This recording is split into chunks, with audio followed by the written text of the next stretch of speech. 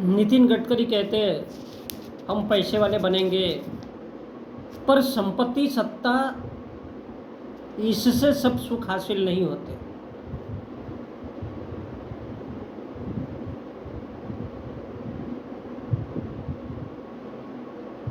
संपत्ति सत्ता इससे सब सुख हासिल नहीं होते। वो ये कहना चाहते हैं कि संपत्ति और सत्ता से ही हर सुख हासिल होता है। सत्ता में बैठो, औरतें खरीदो। औरतें क्या है? माल है इस देश की, इस देश में, इस देश का सबसे बड़ी प्रॉपर्टी अगर कुछ कहोगे तो वो औरतों के पास है। लाल गोदाम, यही तो जिंदगी का सुख है और यही तो सबसे बड़ी संपत्ति है। और संपत्ति मिलने के बाद वो आगे बोलते हैं कि संपत्ति मिलने के बाद अगर परिवार को टिकाना है तो स्वाभाविक रूप से जीवन मूल्यों आधारित सामाजिक व्यवस्था और पारिवारिक व्यवस्था उतनी ही महत्वपूर्ण है।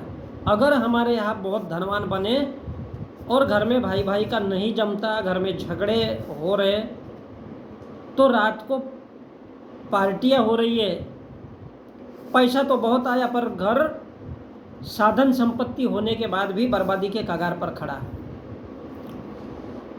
तो संपत्ति कैसे आती है? सत्ता से आती है। सुख कैसे आता है? पैसे से आता है। क्योंकि सत्ता मिलेगी, आप नेता बन गए, बड़े इंसान बन गए, तो हर इंसान हाजी हाजी उठा लो ना, किसी की बेटी, किसी की माँ, जो भी आता है मन में, तो ये क्या है? सुख मिलता है।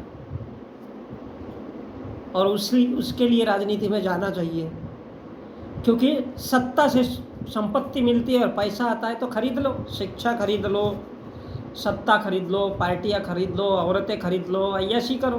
काहे के झगड़े? अरे पार्टियाँ करो या कुछ भी करो यार, ये तो आपके ऊपर डिपेंड करता है कि कहाँ से आ रहे हो, क्या कर रहे हो। संपत्ति आने के बाद कितनी भी अय्याशी करो, कभी आदमी डूबता नहीं है। परिवार भी अच्छा खासा, बीबी को क्या चाहिए? साला पैसा दे दो तो वो पड़ी रहेगी।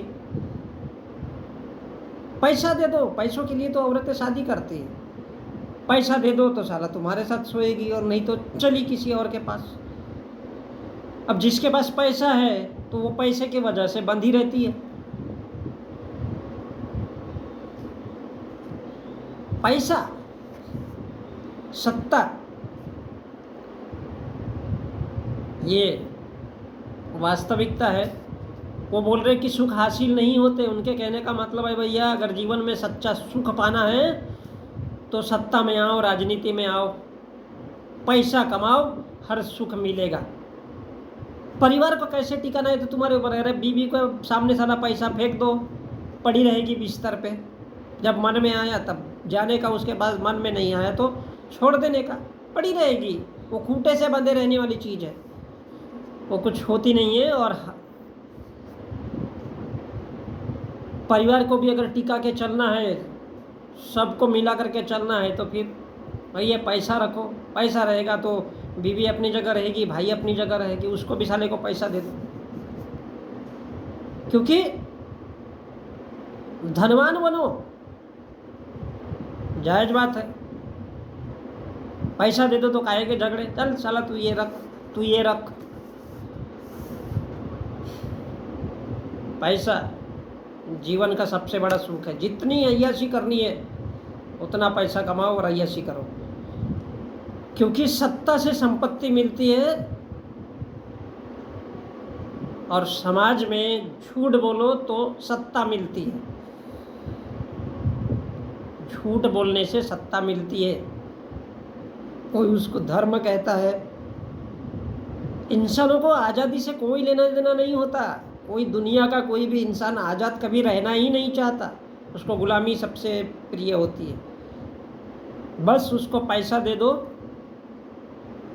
टन टनाटन टन, तो खुश। और इसलिए शिक्षा अगर हो तो फिर ऐसी सत्ता में जाने वाली शिक्षा कैसी होनी चाहिए? सत्ता में जाने वाली। पैसा ही पैसा, मौजा ही मौजा। लाइफ क्या है? 50-60 साल के लिए तो जीना है, बच गए तो 2 साल, नहीं तो ख़त्म। तो फिर क्या बचता है? और इसलिए शिक्षा एक अलग क्षेत्र में चलती है। शिक्षा क्या है?